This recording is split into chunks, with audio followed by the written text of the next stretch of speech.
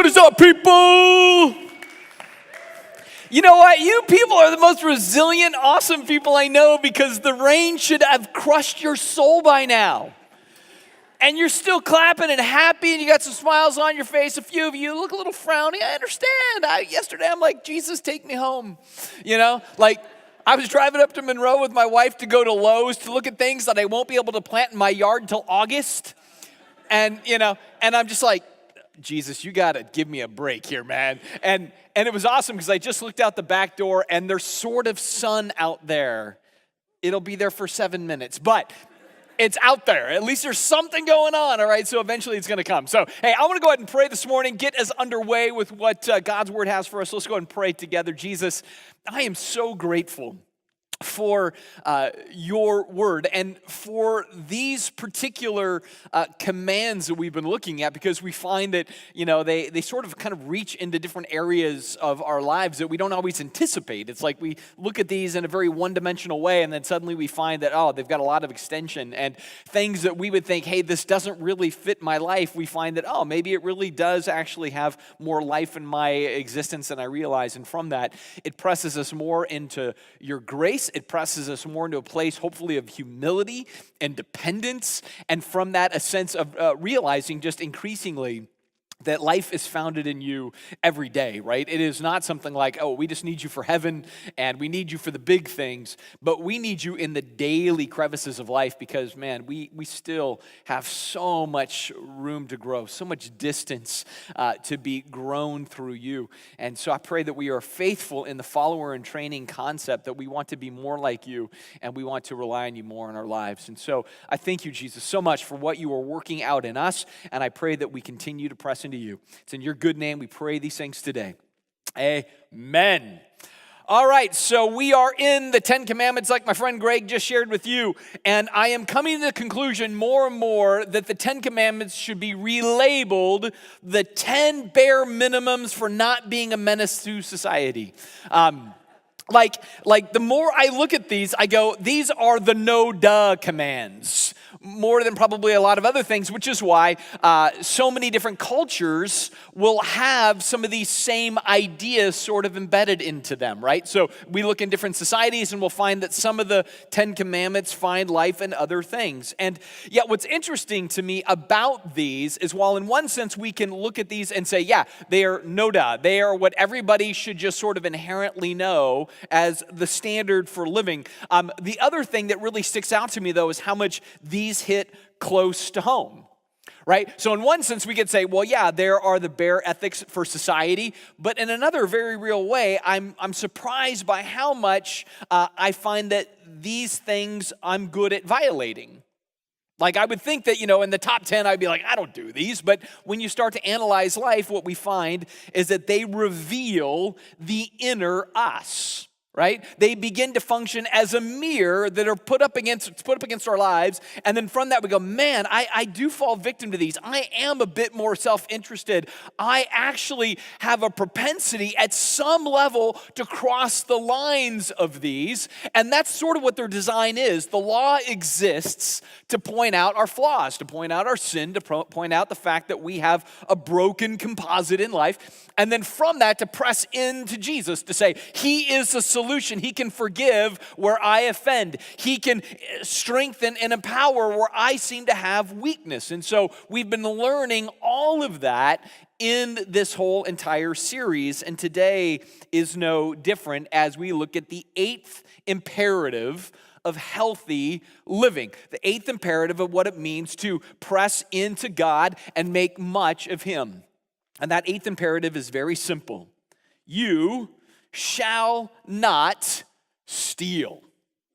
You shall not steal. And this is the one that, man, when anybody is pop quizzed on the 10 Commandments, many of them they can't get, but this one everybody gets. Everybody knows you're not supposed to steal. So I'm curious, kind of a poll in the room right now, how many of you have been the victim of somebody stealing from you at some point in your life?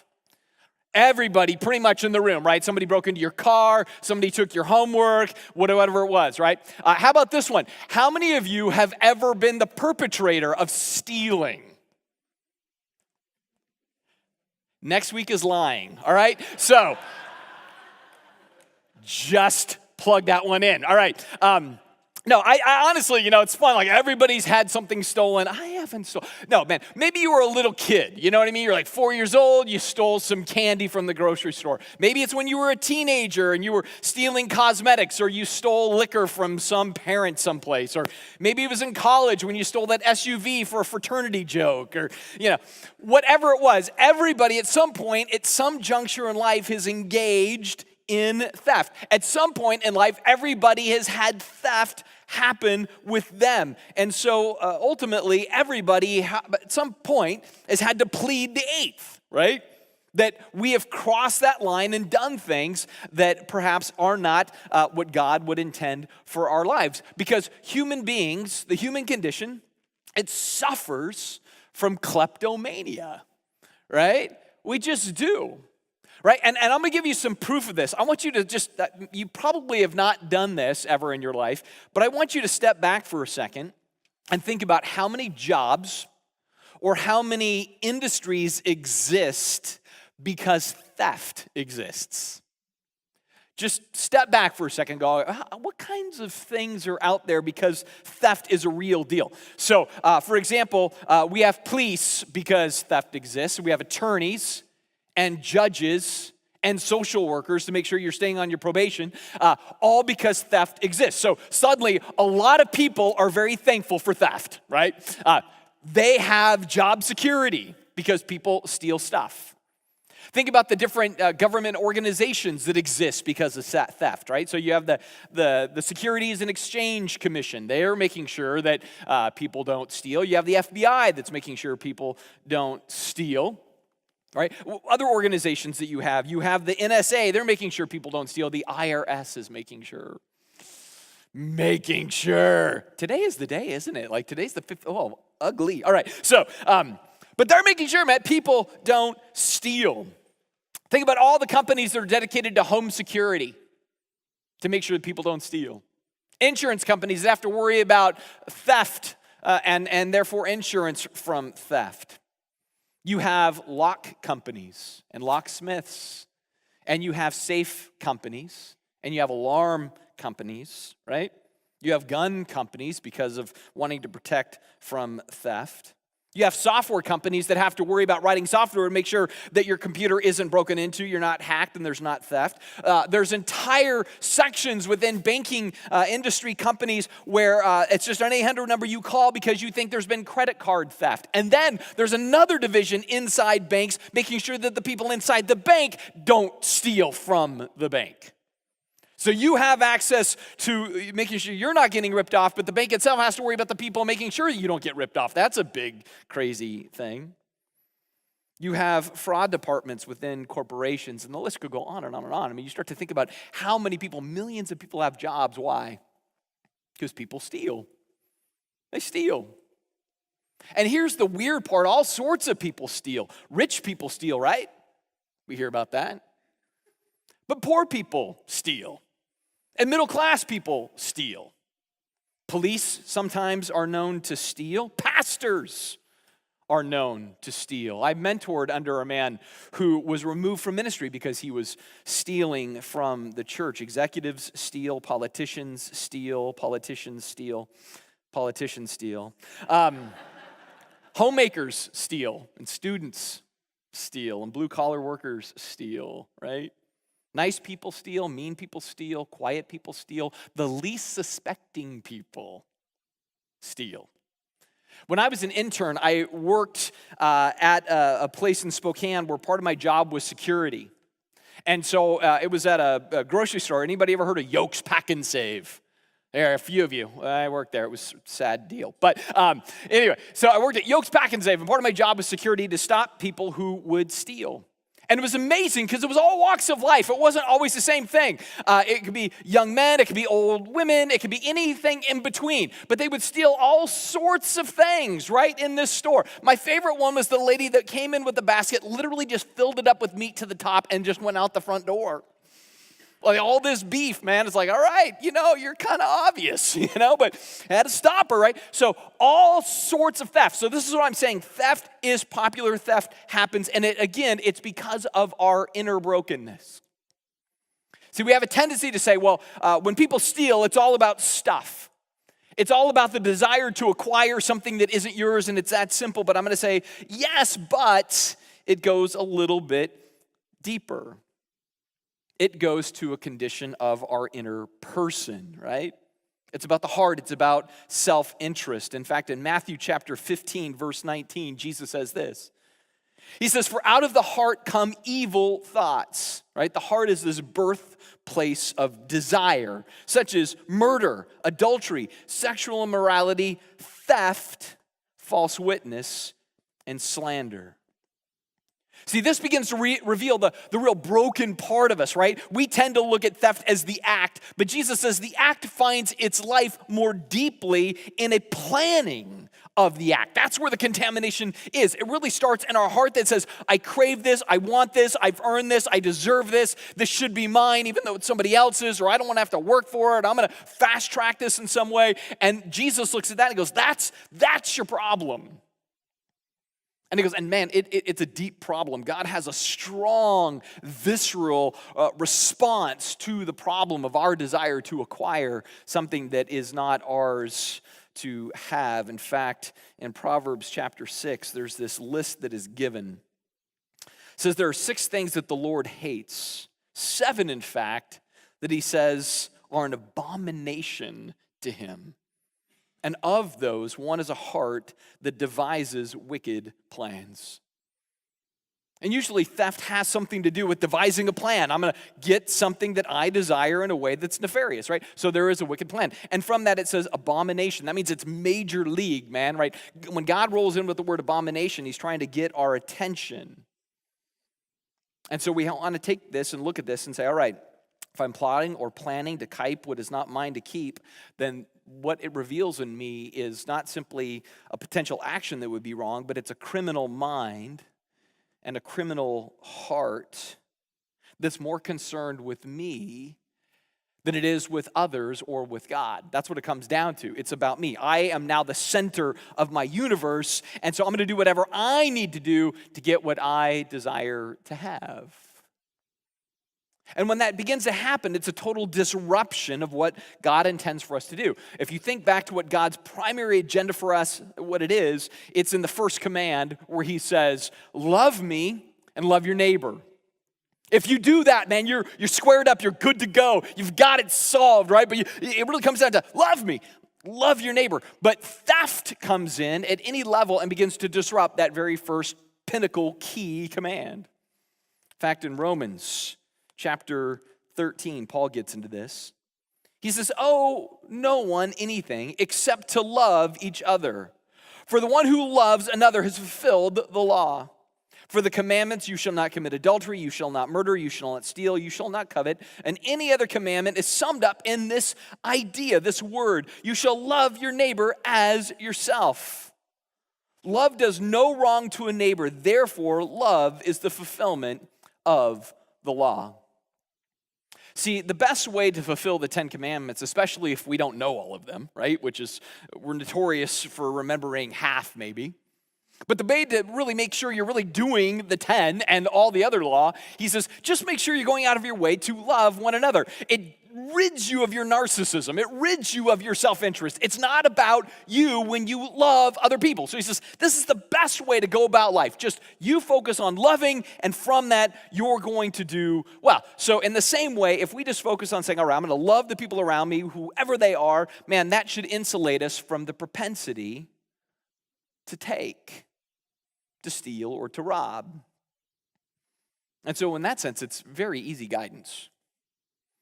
Now, I'm sure at this point, some of you are saying, Matt, listen, dude, I've been hearing you through this series. I get it. Like on some of these things, like I get when I hate, that is sort of likened to the heart of murder. And I get when I lust, it's likened to the heart of adultery. But theft is different, and I'm just not known for doing this. This is not my problem. This is not my sin. This is different from me. And I go, maybe. That may be true. But I want to look at some ways in which I think that we can, whether we realize it or not, engage in theft in our lives at different levels. Maybe how we cross the line of the 8th commandment here. So I want to look at the different methods of the 5-finger discount. right? Or as my wife likes to say, 3-finger discount. I don't know why, but she's like, oh, you're going to take it with a 3-finger discount? I'm like, yes, I'm just going to grab it with these 3. But the 5-finger discount, I want to look at 4 different ways we do this, because I think there's 4 different methodologies behind how this can happen in our lives, whether we're guilty of this or we know somebody that's guilty of it, but I think ways in which we then cross the line of the 8th commandment. The first one, if you're taking notes this morning, we have notes in our app if you'd like to follow along. The first one is what I'm going to call the heist. The heist, this is the most blatant form. This is when you simply lift from one another. I remember my first heist. I was 4. I was 4 years old. Can I tell you, kids are awesome thieves. Kids are awesome sinners, actually. They excel in all of these things. They will come up with the most elaborate lies, the most elaborate deceptions, the most elaborate thefts, and it's like their little minds just can figure it out. Like, they can't figure out algebra, but they can figure out a really great lie, And so I remember I was 4, I went to a friend's house, I had a Superman coloring book, and he had a Batman coloring book. And I saw that Batman coloring book, and he was showing me, and I'm like, oh man, that's really cool, I really want that, right?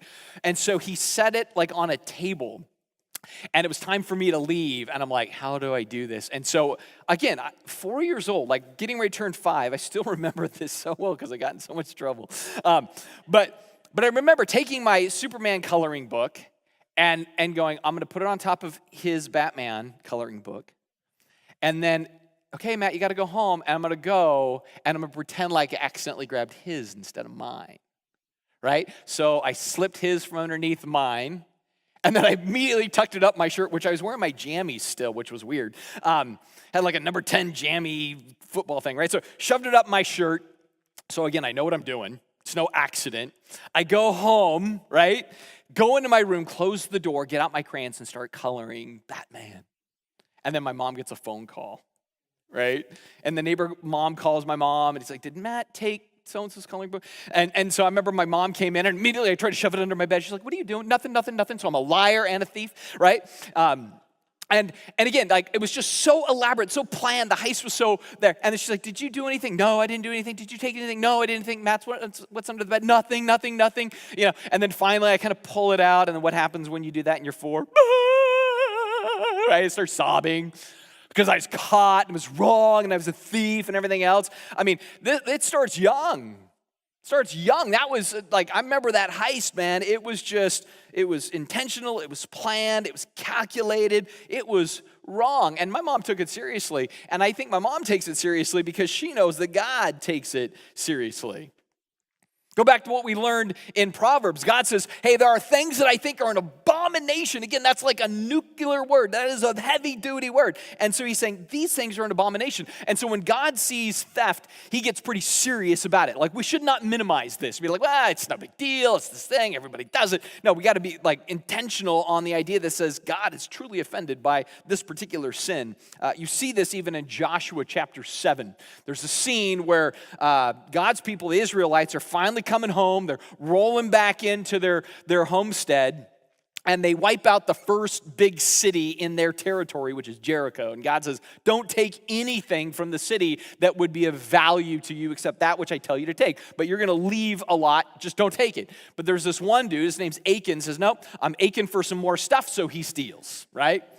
That's a perfect name for the guy, right? So he takes some things, and again, it's just like me with the coloring book. He's got a plan, he hides it, he buries it in his tent, he covers stuff over the top so nobody knows, but God knows.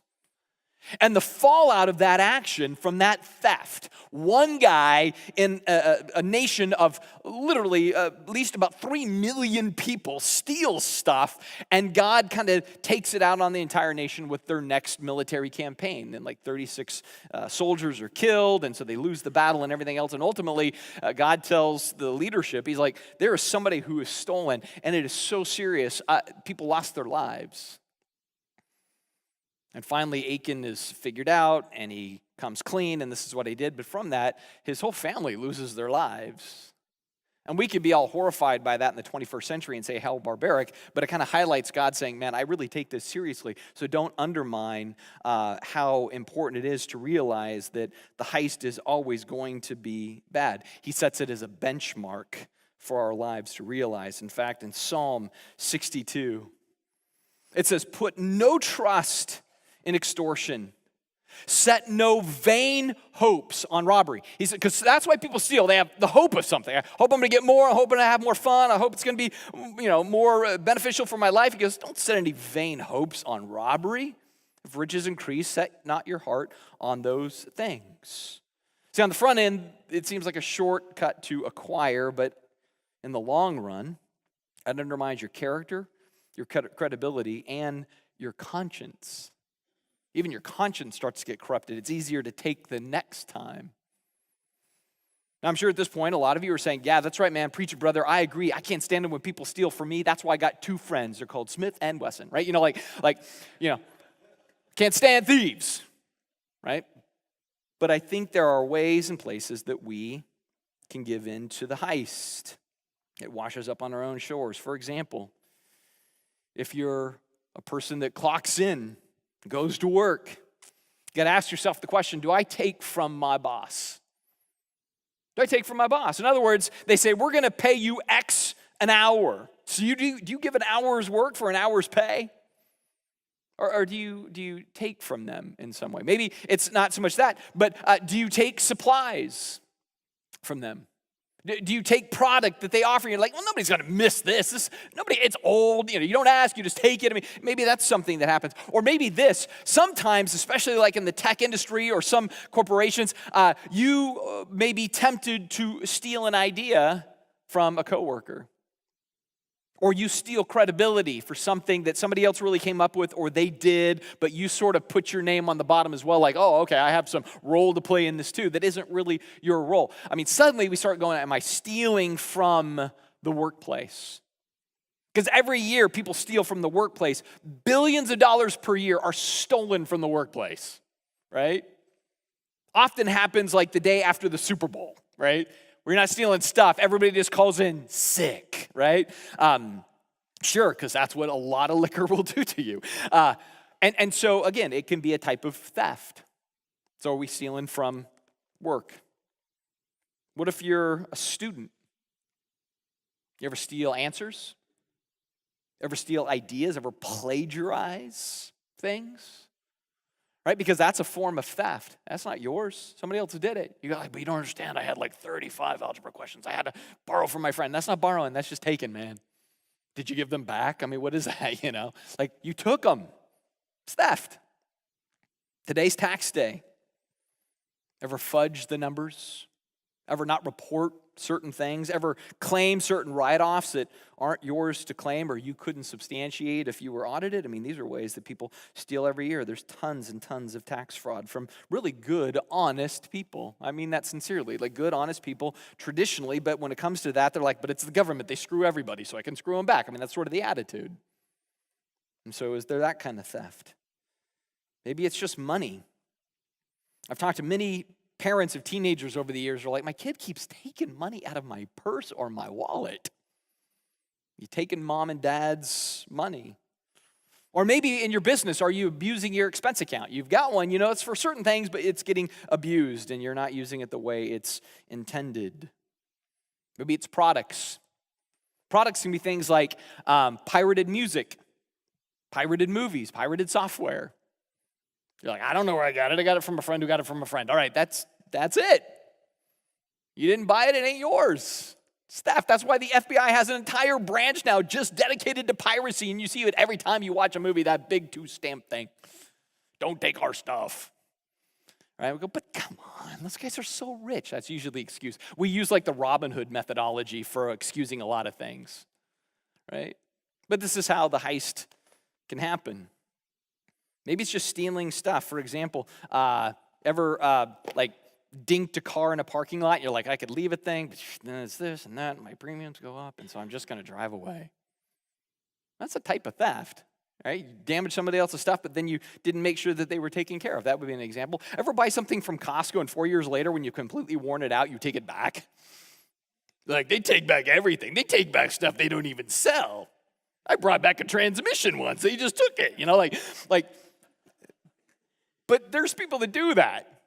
I was literally talking with somebody that doesn't know Jesus, everything else, so I kind of give it a little bit of a pass, but they were talking about how they had bought this thing from Costco, right, and took it home, and then they had a completely different model that was broken, shoved it back in the box, and took it back to Costco, right? And they were just like, because they're rich. And this is a person I'd say is truly kind, truly nice, truly generous in a lot of ways in their life, but it was just one of those like, eh. So the heist happens, right? Those are everyday heists. And so we have to ask ourselves a question like that. Like, am I engaging those little things that I kind of blow off as no big deal? Because again, those are the things that begin to accumulate after a season in life. Now, some may not fall victim to the heist, but maybe it's the fade. That's the next one. The fade. The fade is where someone loans you something, you borrow something from someone, you accidentally end up with something that's somebody else's, or you're supposed to pay somebody back because they fronted you some money for something, and it fades from your memory, right? You keep saying, oh yeah, I got to get that back to them. Oh, I forgot. And you just sort of hold on to things that aren't your things to hold on to, or you don't pay back things that you're supposed to pay back in a certain timely fashion. That can be where it just fades from your memory. Or the other version of the fade is where things sort of just fade from our field of vision as far as being maybe that bad. Like I said earlier, things like calling in sick when you're not sick, or coming in late, or leaving early. Doing personal things on the job when you know your employer, saying, no, I've got you here to do my things, not your things, on my time and my dime. And certainly not saying things like, well, it's a big corporation. Again, it's no big deal, or who's going to care, or they're wealthy anyway. I mean, these are all the things where, again, it just sort of fades from our conscience as being wrong, because somehow we think, well, if I have less than them, it's okay for me to kind of cheat things a little bit more. And God's like, no, man, I'm doing this so you can be ambassadors of me in this world all the more. We don't want to simply let it fade from our vision. In fact, Leviticus chapter 19:11 says this. It says, you shall not steal, and you shall not deal falsely, and you shall not cheat one another. Don't even cheat. Don't even kind of play the game. Don't even have a hint of that kind of being in your life or in my life, right? Going out of our way for that sense of integrity that says, you know what, I'm not going to let it fade. I'm not going to give into the heist. The third one that we can sometimes deal with is the con. The con.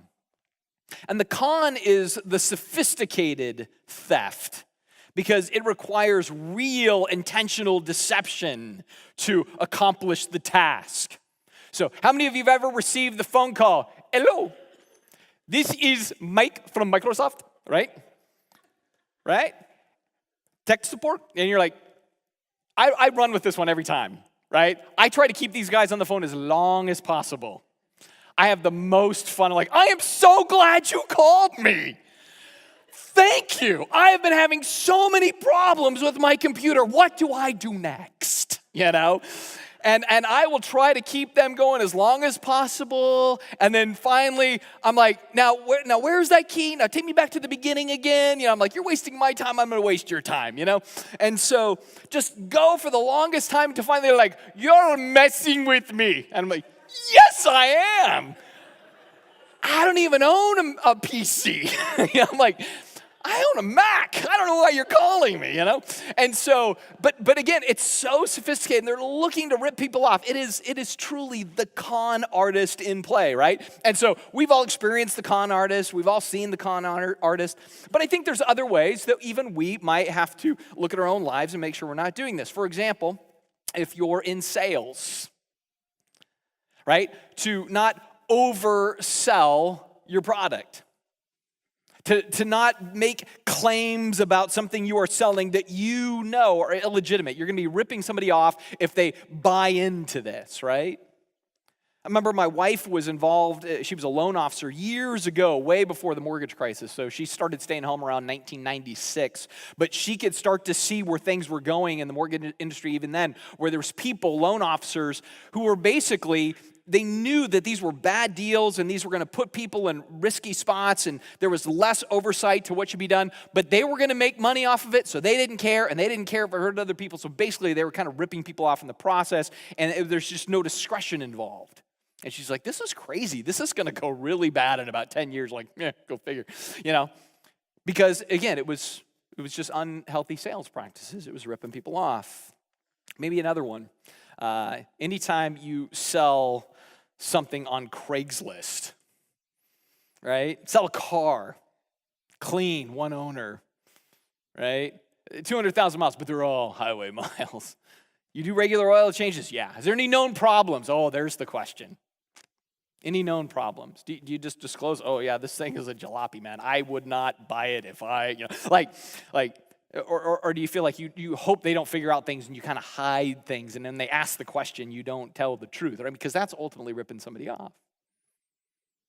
Or when you sell a house and you do the disclosure statement and there's things that you don't disclose, that's ultimately going to be kind of ripping somebody off too. So those are all the ways in which the con can happen. And yet Proverbs 20:23 says, unequal weights are an abomination to the Lord, and false scales are not good. God says, I don't like it when our business dealings rip other people off in any capacity. And again, there's that word abomination.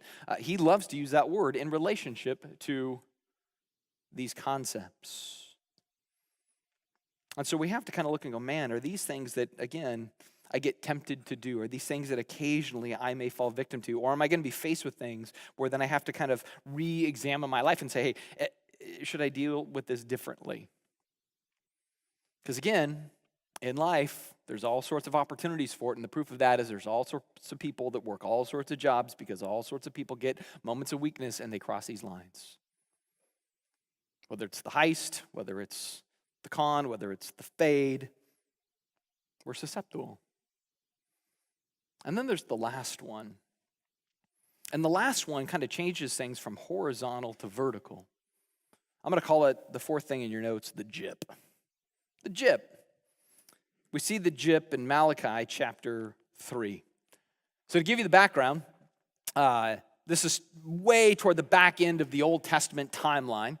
And Israel has had a lot of history with God, and they've made a lot of agreements with God, and they've said, we're going to follow you. We've had some bad years, we've had some bad decades, but we're back in our homesteads again, and we're going to honor you. We're going to do the right thing. We're going to obey you. We're going to be serious about the Bible. We're not going to take anything for granted. We're hardcore for you. And part of that is they know that, and God, we're going to give back to you what you give to us. You make us wealthy. You give us sustenance. You give us everything we need for life, and we're going to give some of that back to you. It's called a tithe. It's a tenth. Plus, there's some other things involved in that too. God, we're going to do all of that. But what happens over the course of time is they start to enjoy their prosperity. They get a little concerned about how God isn't coming through on some other things that they think he should come through on. And so they start to hold back from God. Go, God, you're not playing by all the rules we want you to play by. You're not doing all the things we want you to do. We're going to start keeping some of what we're supposed to give to you, even though you give everything to us. And so this is what then comes out of it. God says to them, will you rob God? Will you rob God? They're probably like, we don't do that. He says, but you're robbing me. You're going to say, we don't rob, we don't take from God. That's not possible. He goes, but you're robbing me in your tithes and contributions. From that you are cursed with a curse, for you are robbing me, the whole nation of you. So again, they started holding back. I don't think it was completely. I think instead of giving like the best sheep for an offering, they're probably like, well, where's the one with the parvo? We'll give him that one, and we're going to give him soggy crops, not the good crops. So they just start giving them leftovers, like the lint in your pocket and the loose change and whatever might be spare, if there's a such thing as spare money, right? And so they start doing all of this, and God's like, I hate to break this to you, but you're ripping me off. So you're stealing from me. It's not just simply not obeying me. It's not just simply not going above and beyond to worship me. He's like, you're actually going out of your way to take from me when you don't give to me, because I gave you everything. Ask for a little bit in return. And if you don't even want to give the little bit in return after I give you everything, then you're a thief. And those are some hard words that God uses. And then he throws down hard. He does a triple dog dare in the next verse. He says, bring the full tithe into the storehouse that there may be food in my house. And he says, put me to the test. This is what the Lord of hosts says. We'll see if I will not open the windows of heaven for you and pour down for you a blessing until there is no more need. He's like, here's the deal. Let me tell you. He's like, if you give me what I'm due, I will just radically pour out more for you. You don't lose when you give to me. You gain when you give to me. But if you rip me off, you're going to lose in the end. So he's like, I dare you. I triple dog dare you. Just see what happens when you get back to the principle of giving to me and not taking from me. And so he challenges them. And kind of from the history, we're really not quite sure what goes on. It seems that they start to give more, but their heart becomes less engaged. And that's what Jesus rolls into, saying, you give a tenth of this and a tenth of that, but boy, your heart is gone. So God doesn't just want stuff, he wants hearts that want to give stuff because he has a heart that gives stuff. And so, man, it could be the gyp, could be the heist, could be the con, could be the fade. We have kleptomania. And so what is the klepto cure for all of these? Well, the klepto cure is simple, but it's not always easy. The cure, in your notes, is generosity. Generosity is the klepto cure. Ephesians chapter 4, verse 28 says this. If you are a thief, quit stealing. Whether it be the con, the heist, the fade, or the gyp. Stop stealing. Instead, use your hands for good, hard work, and then give generously to others in need. So notice, it's like 3 easy steps, right? Step 1, stop taking. Step 2, earn what you have. And then step 3, over-rotate that, right?